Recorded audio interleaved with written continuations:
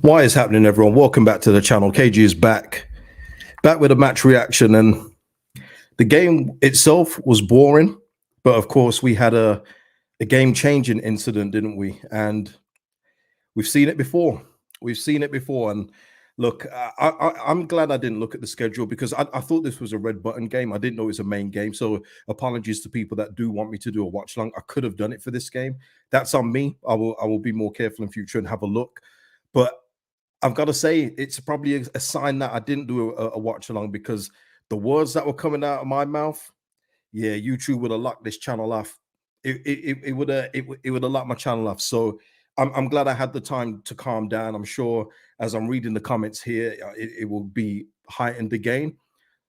But we'll get into it, people. Of course, you know the drill. Let's do the pleasantries first.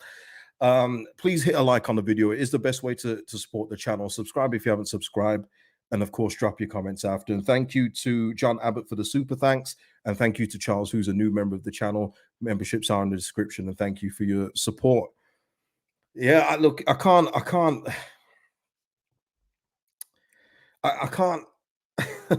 there's not really much else to say about the game, in all fairness. The first half was an absolute snooze fest. I was glad I had distractions around the house because this was a real championship game. These are the games. I mean, I've told you before, I do not like championship football. It's the dregs, and this was one of those games. It felt like both teams. I mean, Stoke were better as well, by the way. Let's just get that out of the way. I don't know if anyone else disagrees. Stoke were the better team today. They were the one that looked a bit more urgent. The only thing about us, and when we go forward, is that because our players in general are so dangerous, we always look like we could score. But on the whole, I've got no complaints. We should have snuck away with 3 points today for a poor performance. Leicester have done it themselves. They haven't played well in every game. They've gone up. They've had to grind out results, and we should have done that today. And we've come away with a 1-0 loss. And after the incident, I knew we was going to lose. Let me know in the comments. But as soon as that penalty went over, I said, it's written that we're going to lose this game. It's written that we're not even going to come away with a point. I just knew it. It's just the Leeds United thing to do. But yeah,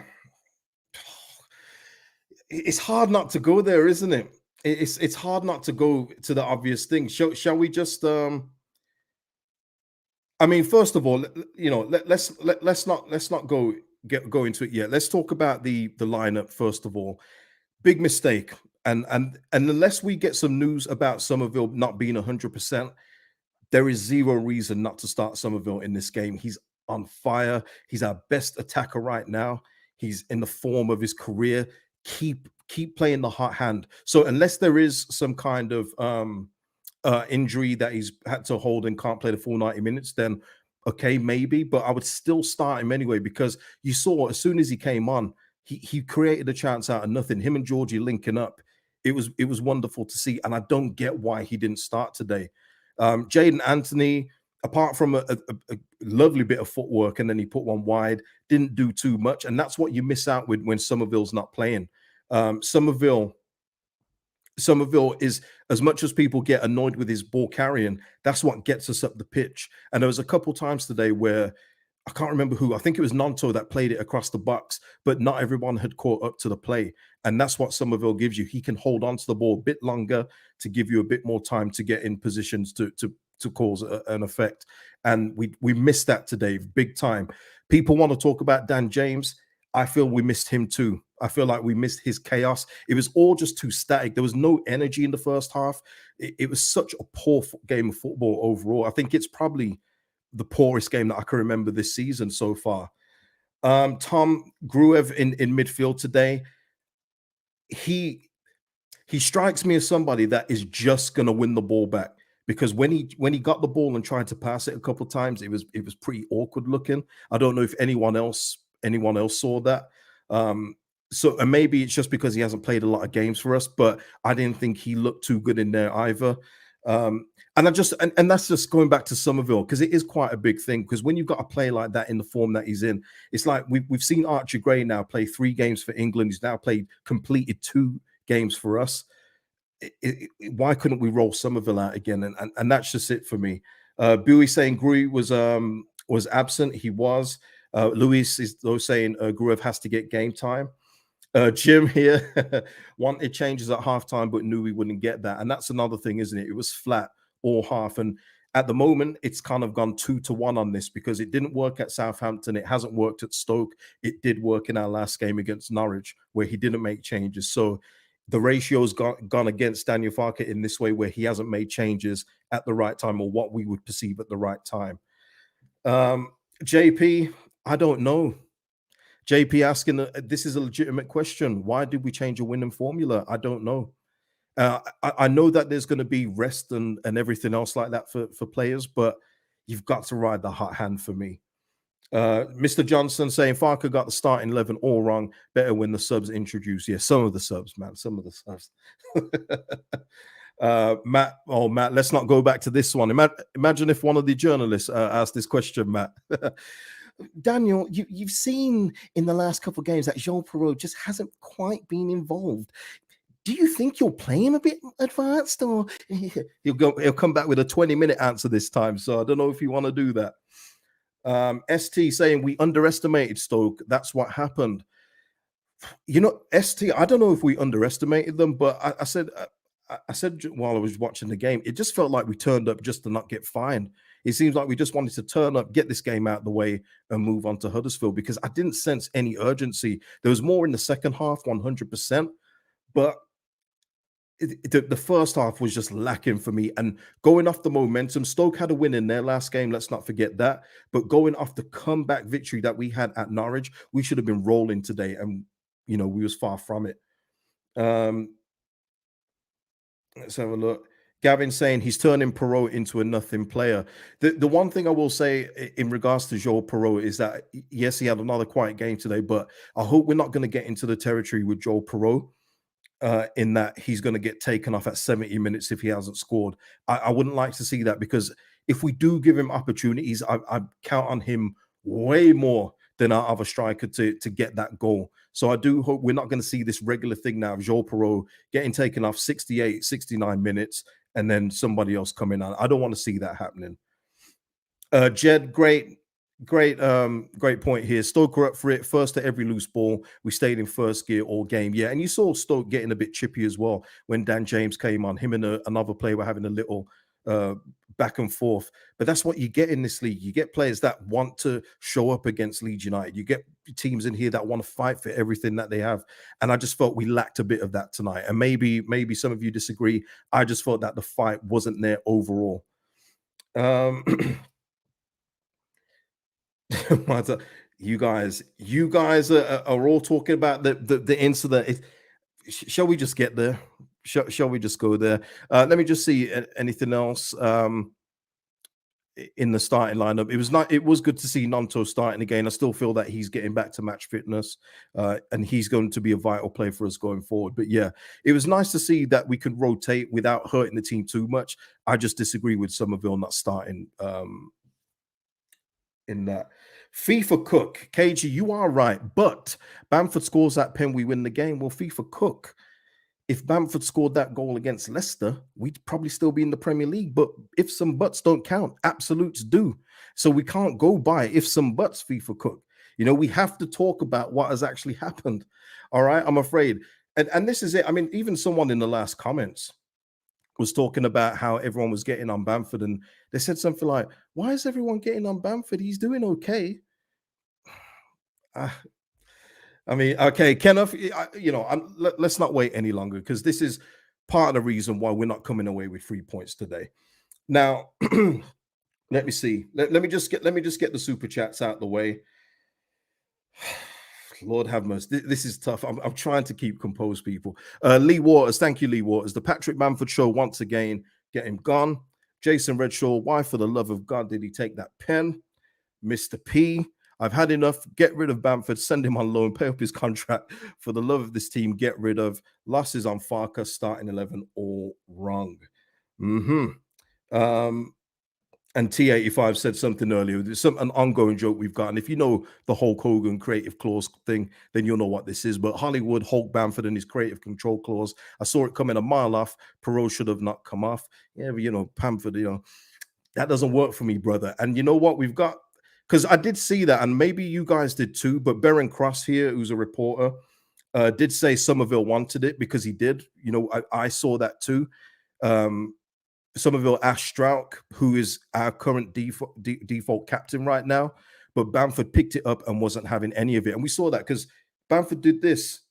Me, me. Now I will say this on one point with that, I do actually rate Bamford for wanting to keep trying. There is something in me that says he still believes or thinks he's him. So he's going to keep on trying. But as soon as he picked it up, I say it again, I knew he was going to miss. But this is the problem that we've got. We talk about our Strauch. Strauch is not an old guard, but he's a big part of that. He's basically grown up under these players. So there was obviously a pull of rank. Yet again, why would you not have Chris Somerville take it? It makes zero sense. Bamford is still looking for this thing, and you can go back to, was it Newcastle? Go back to my match reaction against Newcastle, because I'm going to say the same thing now that I said then. He's looking for the whole, I've scored a goal, this is me, I'm still here, I'm the man still, don't forget my name.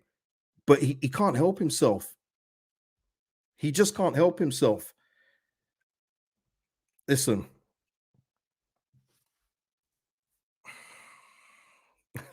Lee's lead saying Bamford thinks his one England cap makes him untouchable.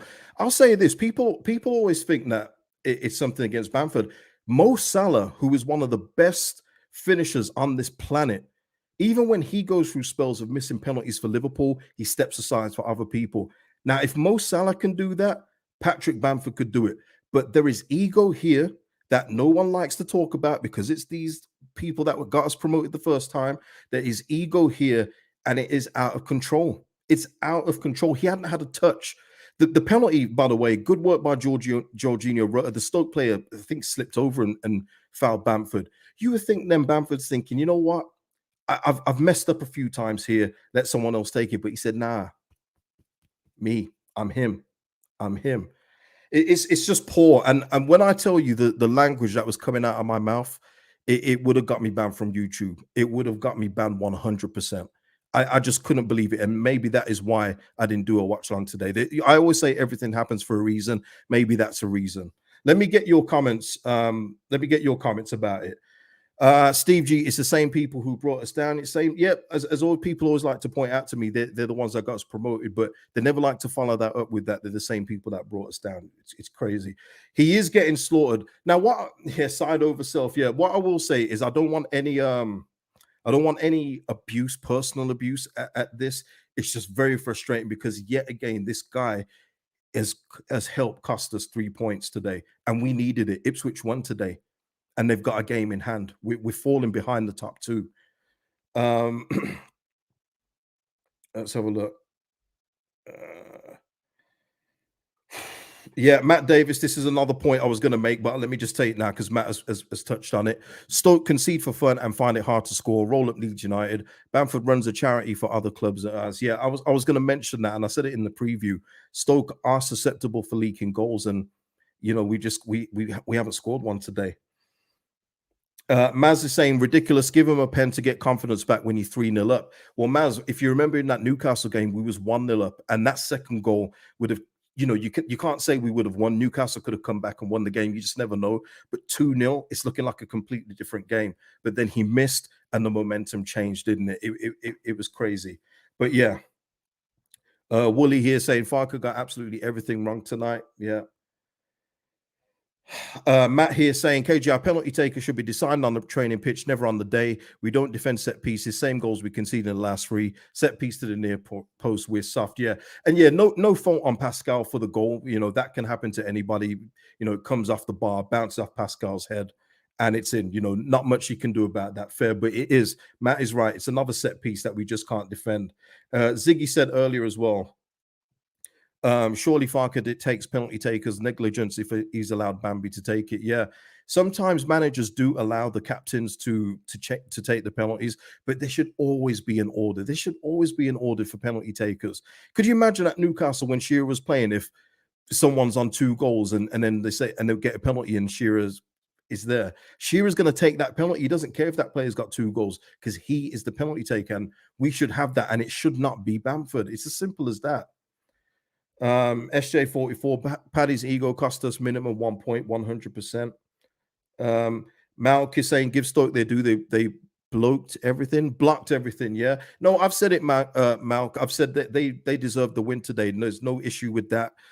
They were the better team overall. So absolutely no issue with Stoke winning.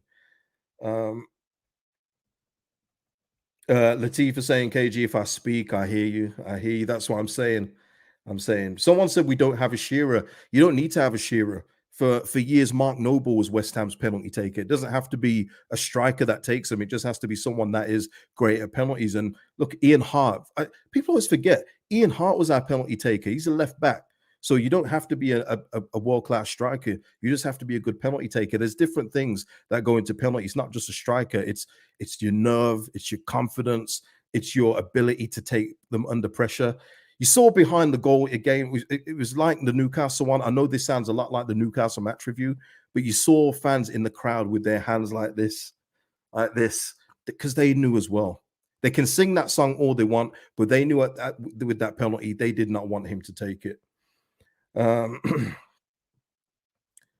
Tasha here saying, is Farker falling into the same trap playing the old guard instead of retiring them? I wouldn't say that, Tasha. I wouldn't say that simply because we saw him again give the eulogies about Cooper and Ayling and everything else like that, but he's not playing them. And even a couple of weeks ago, when he was talking about Luke Ayling, gave him a glowing reference about all the stuff off the pitch. He hasn't played him. He hasn't started him since. So I don't think he's fallen into that trap. But you have to, as a manager, get a hold of this. And if Daniel Farker's learned from past mistakes and past mistakes of our previous managers, he will do that in the next team meeting. He has to. He has to, because we can't see this happen again. That's why this quote is on the screen. We cannot see this happen again if we get another penalty and he happens to be on the pitch. I just can't take it again. Honestly, I just can't take it again. Lewis saying that pen could have changed the game. It would have changed the game, 100%. 100%. Ian Tilbury saying at this stage we ain't catching the top two. Well, I'll tell you what. Let's have a look at the table for now. Where is it? Here we go. Here we go. Look at that. That is gutting. That is gutting. That is tough. We're still in third place, people, but we know it's about the top two. We know it's about that, and it's still early in the season. Let me not act like I'm saying that the league is gone or anything else like that. But if you do agree, obviously put it in the comments. It's just that we just make it hard for ourselves. We just make it hard. We should have at least come away with a point today, just from being such a poor game. But we've thrown it all away. Hey Arnold saying my brain can't process what happened. Darren saying top two sorted now. I still feel there's a chance that we can get back at Ipswich, but let me give Ipswich their due, because this record is insane, and we're the one defeat on their jacket. We've put that blemish on their jacket. Otherwise, they've been awesome, haven't they? They've been absolutely brilliant, and they're 9 points clear of us. It's insane. Absolutely insane. RM is still a little early. I agree with that, RM. Sorry, your comment's gone up. Oh my days, Tom. He did remind me of Bianchi today. That's a real good comparison, Tom. Hopefully, it's just a minor thing, but you did kind of see why Daniel Farker hasn't started him so far. Jazz Beer, my head's gone. I hear you, man. I hear you. Arson is saying we'll have a better idea at Christmas. Yeah, it's way too early. I do agree with that, because we could go on a ridiculous run, and we are capable with the players that we have. We're definitely capable of it, but you have to show it. You have to show it. Did someone say give Paul Gray Bianchi, just straight bringing up some old dark memories? Yeah. Did someone say Chris Kingy here? Give McKenna this team. Oh Lord, are we saying what? What are people saying about Farker? Let me know. Let me know. Damar, I'm sorry, it happens. KG, I'm getting grilled in my group chats. It happens, man. It sucks. It was worse when I was in the Premier League, obviously, because I was in a group chat with a bunch of Premier League fans, and when you get in your cheeks blown every single week, it's tough to take. But yeah, you gotta hang in there, my man. Hang in there. Robert here saying too late now. This season, this can be season defining. Lord, wow. Okay. Mikey here saying, I'm not convinced by Farker. I've not seen anything to suggest he's the man. Yeah, I mean, look, it's funny because Mikey, in the last game, up until we got that win against Norwich, it was looking like another one of those games where you're thinking, why didn't you make subs at halftime? Why didn't you do this and that? But it worked out for him. But like the Southampton game, it didn't work out for him tonight. He didn't work out for the man. But yeah, well, Katrina is telling you guys it's October, get a grip. But Katrina's not having any of it. SJ44 saying, put this game down to experience. Yeah. Matt is saying players did need rotating, but felt like Anthony and Nanto offered little. Gurev not a line breaker. He's definitely not. Or a progressive passer, more defensive. We were poor all over really and too passive. I'd agree with that. I'd agree with that. Deshaun here saying a few red flags from Farker, but good outweighs the bad at the moment.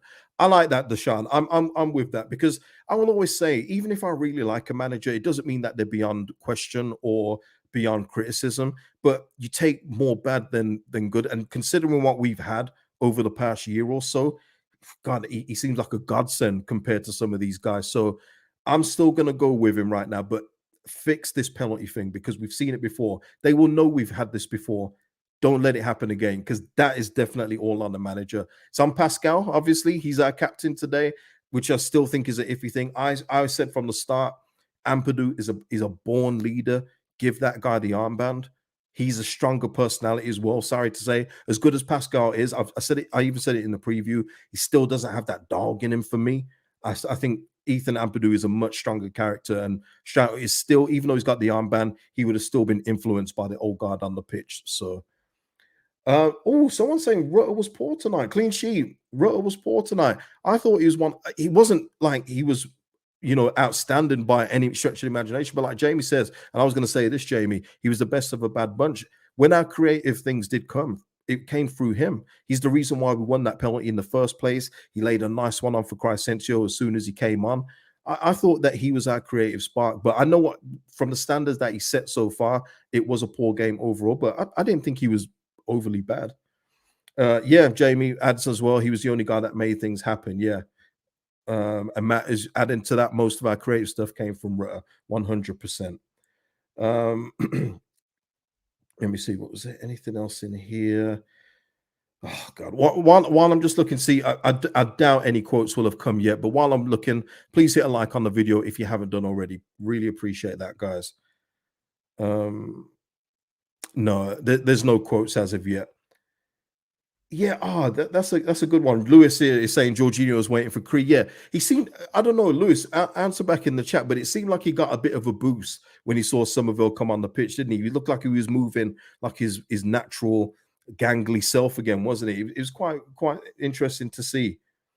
And Jamie adds as well, Rutter won 50 tackles, looked up for it. Yeah, got his foot stepped on a lot as well today. But you're going to get that in this league. You're going to get that, unfortunately. Um, Oh, James brings up something here. We are greedy in front of goal, always choosing when some players are free in better positions. That is one thing Jorginho could have done. There was one moment in the game where who was on the right? Was Nonto still on? Yeah, Nonto was probably still on. Yeah, he was. Nonto was on the right with three players by him. Jaden Anthony was all the way over on the other side, free as a bird, onside, free as a bird. I couldn't believe he didn't get the ball. And even Anthony was like, oh my gosh, I couldn't believe he didn't get the ball over to me. He was so free. So that's what I'm saying. That's why I always say, even though Bamford is a big culprit for today, he's not the only one. You know what I mean? It doesn't always fall on one person. It's a team game. And there's various things in the game, situations and things like that that happen in the game. Because if Anthony goes through free, who knows what happens? We've seen him go through and tuck him before. That could have happened, but we'll never know now. We'll never know. Andrew saying Farker rotated everyone but Gray. That's the thing that's confusing. Like I say, if Somerville was carrying something, okay. But I would, if you're going to play him anyway, I would have still started him from the start and go from there. But yes, it was just an odd one. Bob's is saying Dan James done the same, had the chance to pass across to Bamford, but went inside. Yeah, I think that is about the time when him and that Stoke player were getting in a bit of a pushing and shoving game. But yeah, you're right. The decision making wasn't good tonight overall, people. It wasn't. Mr. P saying Farker needs to stop these experiments. He took Stoke too lightly as he did Southampton, and it cost us in both games by keeping players like Cooper, Gruev, Jaden on the pitch. Mr. P, you're not feeling Jaden. No, okay, no worries. James here can't believe the comments so far. Oh, is he talking now? Okay, hopefully it will come up. Hopefully it will come up now. Low D is saying though, in regards to Gruev's performance today, I didn't think Gruev was too bad, but Anthony definitely doesn't deserve to start after tonight's performance. Yeah, something I want to clear up because somebody, when you don't give everything in detail, people like to pick it. But I said about Jane Anthony only being a lone player here, not taking precedent over our other wingers. But that's because our other wingers are actually better than Jaden Anthony. So it's not that he's come in and he's outright better and he should play. He's not. So I would rather keep our players under contract happy than a lone player. Now, whereas Joe Roden and when he returns, Jed Spence are different, is that they are clear of everyone in their position. So I wouldn't ask the question of does somebody who's contracted here deserve to start above Roden because they don't. He's the best. He's the best centre back here, as Jed Spence is the best right back. So I thought it should have been quite easy to understand and comprehend in that way. But sometimes on these things, you have to explain everything in detail. Otherwise, people just pick at it. They like to do that, but it is what it is. Jamie saying Jaden Anthony was shocking first half. He looked half asleep. He did. I think the only good thing he did was that there was that nice bit of skill where he took it round somebody, nutmegged another, but then put the shot well wide. And of course, that time when he was absolutely free, but he didn't get the ball. So yeah, that's what I'm saying. He doesn't bring anything near what Somerville does, and even the chaos that is Dan James. Okay. Michael saying, KG, Mateo Joseph for Bamford had enough of Patrick. Yeah, I hear you. I said all along, though, I've said from the start of the season, been very consistent. In this division, I think Mateo Joseph could be a fox in the box that we lack. Somebody that will be in the box when Nanto was putting in those balls across the box. He would be there because he's not looking to do all of that link up stuff. He's going to finish off the chances. And I saw Mateo Joseph in the last game for under 21s. Looks like he's put on a little bit of muscle to people. So he's beefed up probably in preparation for more game time this season. But he's relegated to the under 21s for now. But I think he could make much more impact in this team than Bamford easily as well.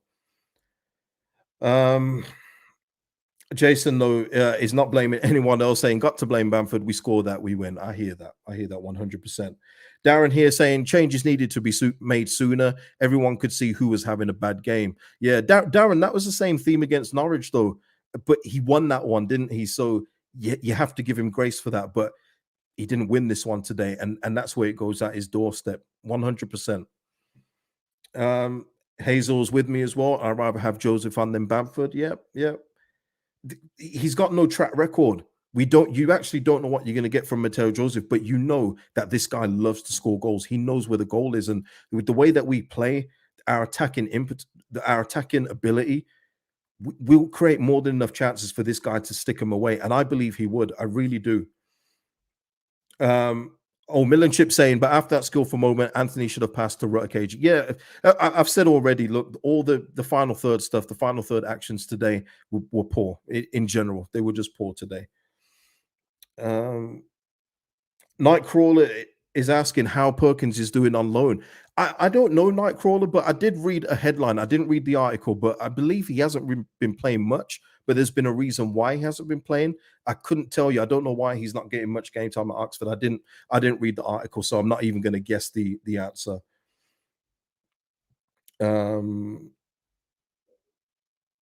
Andy Jones, Andy, tremendous. Problem is Farker will defend Bamford's missed penalty. He needs to be ruthless and tell Bamford stay away. We'll see. We'll see in the next one. Let me see. Let me see if any quotes have come through. Nothing as of yet. Nothing as of yet, people. Let me just get this. Okay, I like to do this as well on game day. Well, that's way small for you guys, isn't it? Let me make it bigger. All right, so we got yesterday's results as well. And as you see, Leicester again taking care of business. And that's what you got to do. They're just a machine right now. They're just taking apart everybody. It's ridiculous. It's not even like they're dismantling teams. They're just getting the 3 points, moving on. I wish we would do that. I really do. But yeah, because I don't want to be in this league another year. I was watching that game today, people.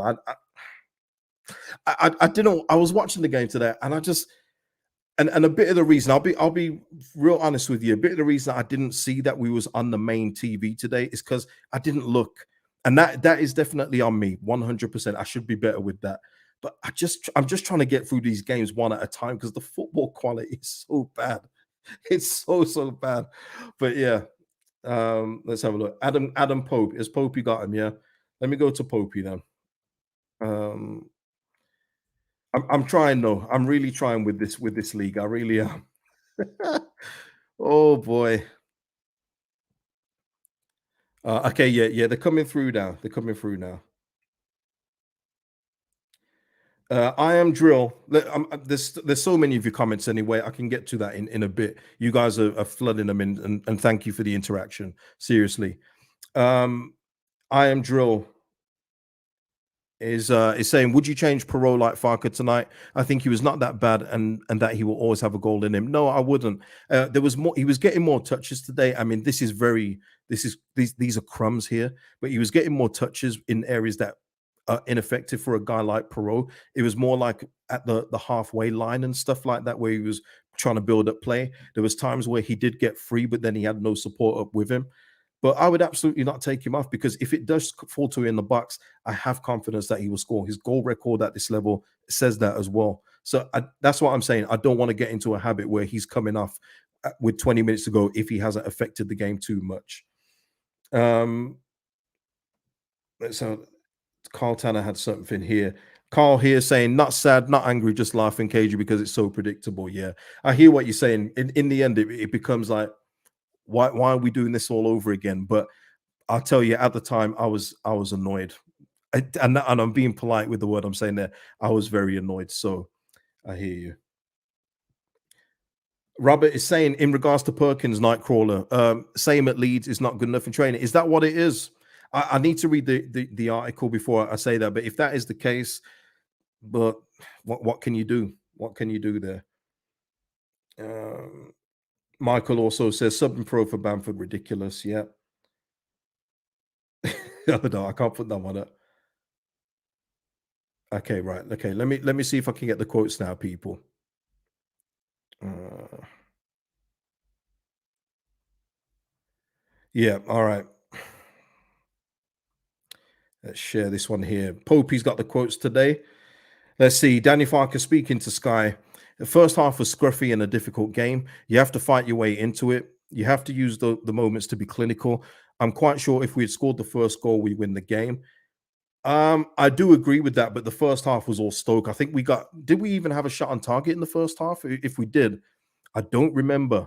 I don't remember if we did. Maybe it was towards the end of the half. Could have been, but Stoke were definitely the better team in the first half. That's my opinion anyway.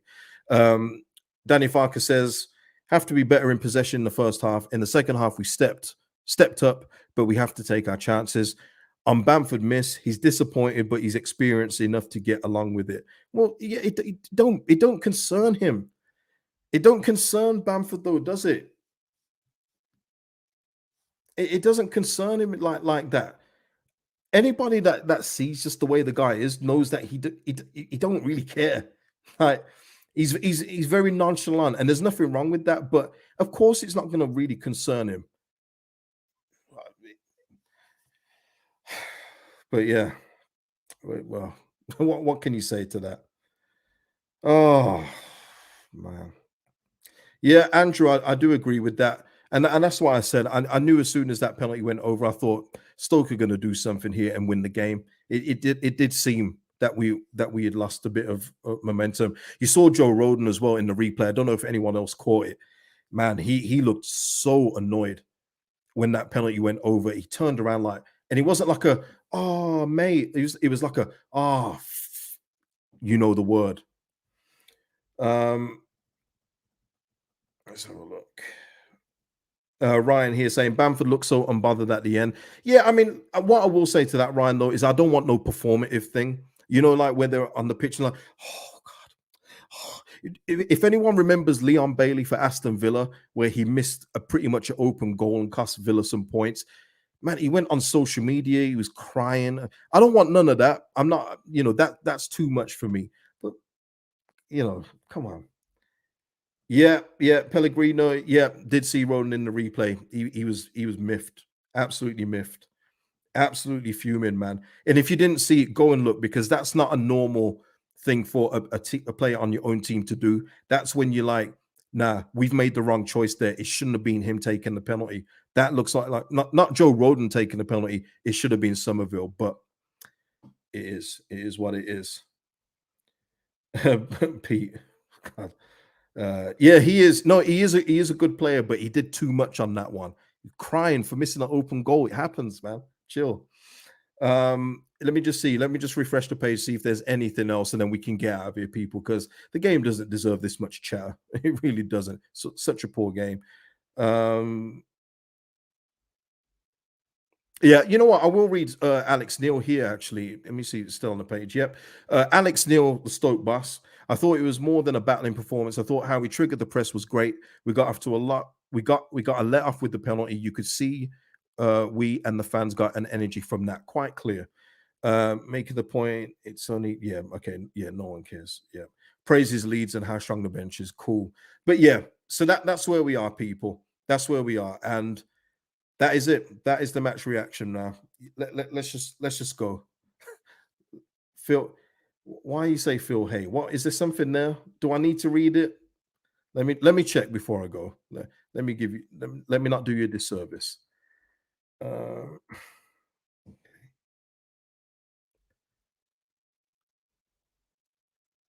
oh, okay. Good spot. Whoever it was that said Phil, hey, Edward, thank you. There is a little bit more people. Stick with me. Stick with me.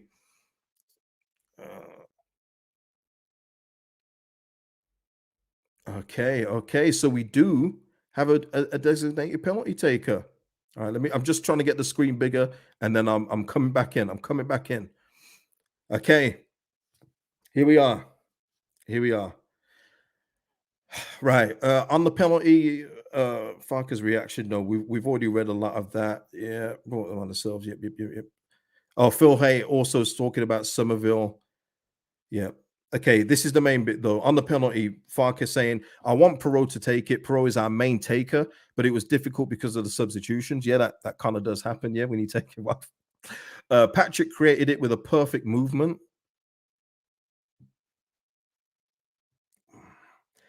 His experience, he took the responsibility. That's football. Oh,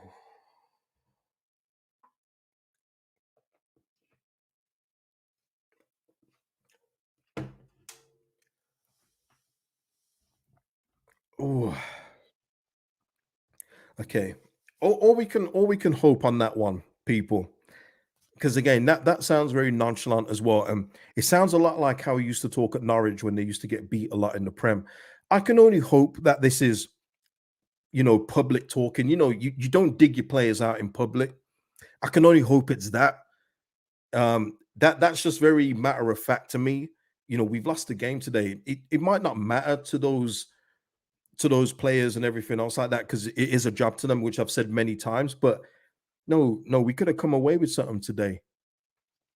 But like I say, I just hope that this is public speaking because what I always say is that words they don't have to match the actions, and we've seen that already with Daniel Farker talking about some of the players that he keeps on talking up because he keeps getting asked about them in press conferences and then proceeds not to play them.